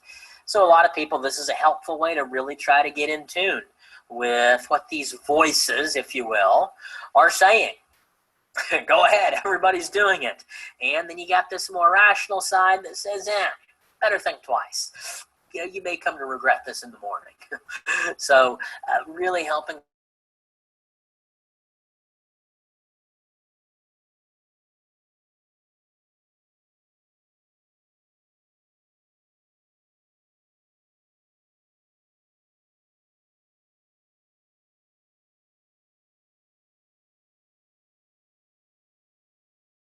a roommate you didn't choose to have, depending upon who the person is, sometimes not a pleasant experience. And so you've always got this voice talking at you that you would prefer is not there. So I thought that was a good way to put it to accompany this imagery. Sometimes clients have other imagery they would prefer as well. So sharing imagery, sometimes it helps to share other people's thoughts. So if people have trouble identifying, we could say, I would often say something like, I was talking with somebody yesterday in a similar situation. Or you could just say some people who go through the same thing you went through have said that they have thoughts like such and such, and give examples. You can give examples from your own personal life if they're appropriate, if they're not too personal. But if they are appropriate, giving personal life examples from the therapist can be very powerful. Again, it can normalize, and clients can say, oh, it's not just doesn't mean I'm crazy. My therapist has these distortions as well.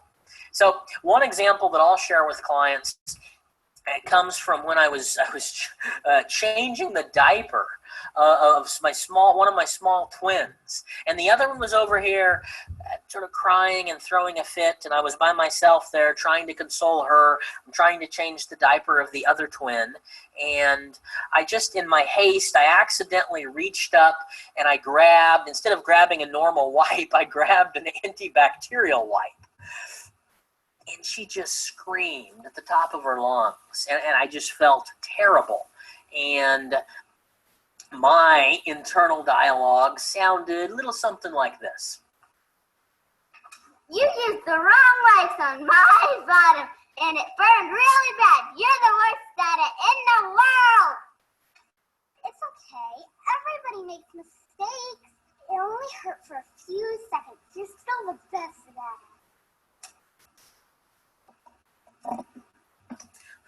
Okay, not everybody has adorable 5-year-old twins to illustrate their principles, but yeah, the angel and the devil, the examples like this, examples from our personal life, really want to help clients get better at tuning into that internal dialogue. So we want to identify the distorted thoughts, and then we want to challenge them. Again, attempting to change the content in some way. Now, different types of distortions get challenged in different ways. So here are some questions we can ask. We can start by just simply asking, is it rational? Is it reasonable? Does it make sense? Is it something that's absolutely crazy? So is it rational? We can ask, what is the likelihood?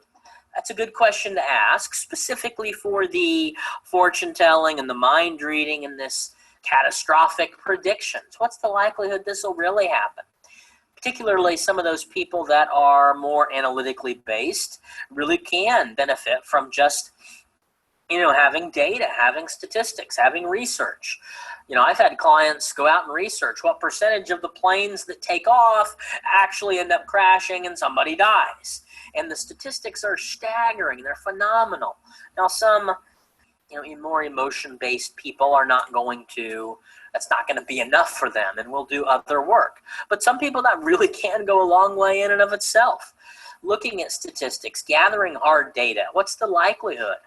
Here's another question. How important is it? Okay, even if you're convinced you're right, you may be right, or what you're suggesting may be best, but how important is it? Is it worth digging in and causing a rift in the relationship, depending upon who you're dealing with? How do you want this person to feel about you tomorrow? Is it somebody that you love? Maybe it's not anybody that you love, but it's just somebody that, maybe it's a supervisor at work, and you got to be able to work with that person, and they're going to be responsible for your performance evaluations. And so you have other reasons for not wanting to create a rift in the relationship. So really, how important is it? How will you feel about it tomorrow? Will it be that big of a deal a week from now? These kinds of questions. If I act on these thoughts, what could happen? So sometimes the better question isn't what's the likelihood this could happen. Sometimes the better question is, if this does happen, what consequences could come about? I always think of a young lady that I was working with. She was about 24, 25 years old, smart girl, good-looking girl, fun girl, just a real bubbly, kind of likable girl. But, and so I made a mistake of sorts in doing the assessment. When I'm doing my initial assessment, and I got to the question about alcohol or drug use, she said something to the effect of, she said she didn't use drugs, but she's, no, I don't drink that often. And I asked another question or two, and it sounded like it was just very, very occasional usage for somebody 24, 25 years old. And so that really had not been the focus of our treatment. It wasn't what she was there for. It wasn't her treatment goals. And well, long story fairly short, she didn't. I mean, she was correct. She was not lying about the frequency of her usage. But what I didn't get was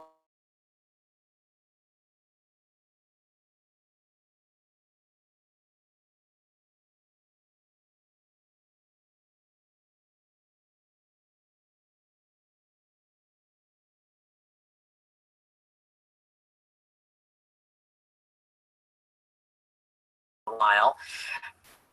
But what happened was one of these nights, she got drunk, she got behind the wheel of a car, she drove home, and she accidentally killed 2 people. And as far as I know, she's still behind bars today. This was a few years ago as a result of that. And so the case of her, this young lady that's so bright, so many things going for her, such a future in front of her, losing I don't know how many years of that as a result of not asking that question. She was sort of normalizing it, saying everybody my age parties some, and it's not that big a deal, and everybody her age, most people her age do probably party some, but the better question to ask would have been what consequences could happen if this occurs, rather than what's the likelihood. What's the evidence this thought is true?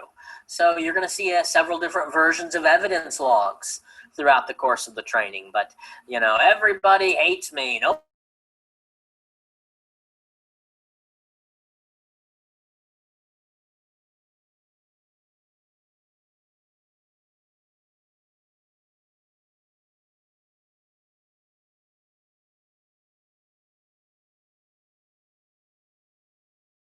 Many friends you have that liked you. Let's see how many family members like or love you. Have you had any dating relationships? If you've even had girlfriends along the way, then at some point they loved you. And so let's look at the evidence that this thought is true, that nobody's ever liked me, or whatever the thought might be. Just because we think it doesn't mean it's true. Is it helpful? So here's another question. So we're not only asking, is the thought true, but even if it is true, is it helpful? Sometimes, back to the shoulds, sometimes people might be shoulding themselves for something that, yes, it's we do want them to have some remorse and recognize it, but it's not helpful for them to continue to focus on it. Or the young man that I talked about at the very beginning, whose grandfather was, his problem was on the other side of the spectrum, not thinking about it, being in denial. Probably the better example is the young lady who was her aunt who was passing away, and her problem was over-focusing on that and worrying about that and being sick about that. And so it was true that it was very likely that she was going to pass soon, which she did. But even though it's true, or likely true, depending upon the situation, how helpful is it to focus on it? So we had her focusing for a certain period of time. We had her going to spend time with her, doing what she could for her, making her little craft projects she liked to make and give to her as gifts. But then we also had to try to designate times for her to think about other things and use her energies in different ways. So even if it's true, how helpful is it to focus on it 100% of the time, or sometimes even at all? Is it true? Is it helpful? If you can't change it, then sometimes acceptance is the remedy. really those should statements. If you're working with those shoulds, the challenge to every should is a very simple reality-based. The driver, he should drive faster, stuck in traffic. Reality-based statement, acceptance-based statement. You know what? He isn't. Nothing I can do about it.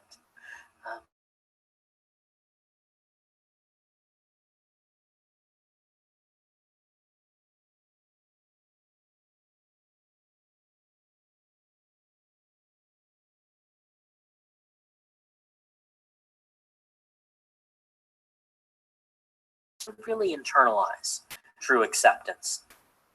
Are there any alternative explanations? So I know you think this is what this means, and you could be right, but is there anything else possibly that it could mean? Let's look for some alternative explanations. Am I blowing it out of proportion? Perspective taking, comparisons. One strategy that we've used with folks to try to help cope with COVID, this COVID isolation season, is to really try to recognize, try to view this period as, pretend that your life is a 20-chapter book, and this just happens to be one chapter, and this chapter isn't your favorite chapter. It's not a great chapter. You got to do things differently. You really do have to make some changes. There are some significant limitations, and frankly, there are some unknowns. We can't be absolutely certain. We can't know for sure, which we'll talk about the importance of that thought process when we get to anxiety in day 2 as well. But this is just one chapter of 20 chapters in your life. And so let's try to have some perspective, which is admittedly difficult in the moment. But just because something's difficult doesn't mean that it's not a worthy pursuit. Comparisons, a lot of people say, oh, never compare yourself. And the problem is that most people that use comparisons will compare themselves with like the most elite athletes or the most attractive models or the most successful business people. And so when we compare ourselves with the top 1%, well, then clearly that's going to reinforce a belief that we're not there. We're not good enough. We don't measure up. And so oftentimes people with a failure belief will use comparisons, inadvertently of course, to reinforce that belief that they are a failure, that they're not good enough. But we can compare with other things also. We can compare with, what are most people? I was working with a lady who she would compare, she just got together with this friend of hers, and they're both in their they're both in their 60s. I was trying to think, maybe they're 68. They just went to so she just goes to a big reunion, a significant reunion. I was trying to think, is this 50 year, was it a 50-year reunion? I'm not sure. But, but she would have coffee with this friend of hers, and she'd always come back, and she was saying, oh, Doris looks so great. Why can't I look like her? I got these wrinkles, and I got this, and I got that. And so she just was feeling terrible about herself and beating herself up. Well, they go to this high school reunion, and they come back, and she says, wow, she says, I think that was good for me. I said, really? How come? You get to see some old friends and reminisce about old times? And she says, no, she says, those people look ugly and old. She says, when I compared myself with most of the people in my class, I actually look pretty good. So sort of changing the comparison can be helpful. Yeah, let's compare yourself to most people. Your age range or your ability level or your education level or whatever the case may be. And you can really see things more realistically. The reality is that most of us in most areas are just kind of somewhere in the middle. We can also compare with the previous version of ourselves. So rather than say, oh, look at her, she's so much better than I am at this. Maybe she is, but let's look at where you are now, and let's look at where you were 3 months ago, or let's look at where you were 6 months ago. So we can compare with a previous version of ourselves as well. I always use a version of this comparison technique.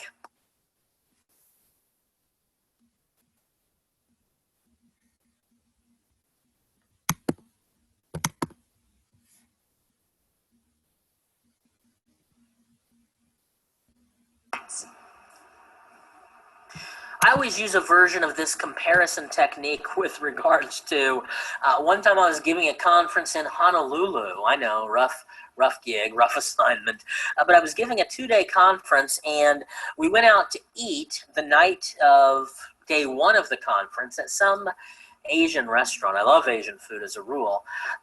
But I got sick. I got food poisoning, and I ended up spending the entire night in the emergency room. I spent the entire night in the Honolulu ER. They literally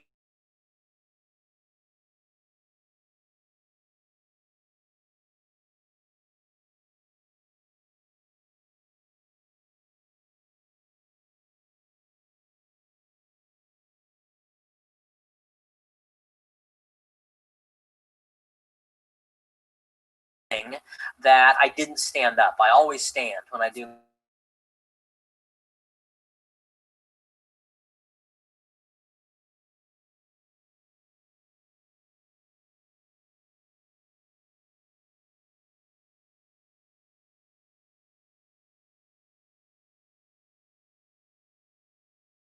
techniques. And so at any point now, when I'm on the road traveling, I'm not feeling too good. I'm thinking, oh, can I get through 8-hour day when I'm sick? I always can compare with the previous experience and say, if I made it through that, I can make it through anything. So comparisons, if used in the proper way, can be helpful. Are there any exceptions? Well, this always happens. Really? Always? Are there any times it hasn't happened? Are there any times you've done well? Are there any times somebody said something nice to you? Or, again, whatever the automatic thought is. Are there any exceptions? And if so, it's not always true. And if it hasn't always been true in the past, maybe it's not destined to be true in the future. Are there any exceptions? How about reassigning blame? So most people actually, maybe I would go as far as to say all people. Sounds a little all or nothing, but most, if not all, how about that? I'll give myself an out. Most, if not all, people have difficulty in this area of assigning blame on one side or the other, again, depending upon their beliefs, the combination of beliefs that they have. So again, here's where the cognitive specificity is important in terms of recognizing a person's cognitive profile and how they're likely to behave based upon that. But some people will err on the side of blaming others more so than is fair to do and not taking enough responsibility on their own. And others who commit that personalization distortion are going to be prone to blame themselves more than is fair. And so for them, they're going to, what would be helpful for them is to blame others more, to be able to, we'll actually talk about this when we walk through the PTSD protocol in day 2. And part of our goal there is to help them learn to assign blame to where it rightfully belongs. That's part of the process.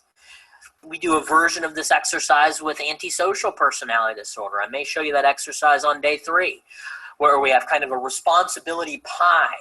And so we're going to look at how much of this is your fault or your responsibility, how much was the warden's responsibility. And so let's divvy it up. It's not an all or nothing thing here. And even if they can start by saying, okay, maybe it's 10% my fault because I said this or did that, and it's 90% their fault because they looked at me the wrong way. Okay, there's obviously that compartmentalization that goes along with the type of rationalization that we see in the antisocial profile. But if we can get them to say, okay, 10% of it was on me because of this, that, and the other, then we've got a place to start. So it's not an all or nothing phenomenon. Usually, sometimes something is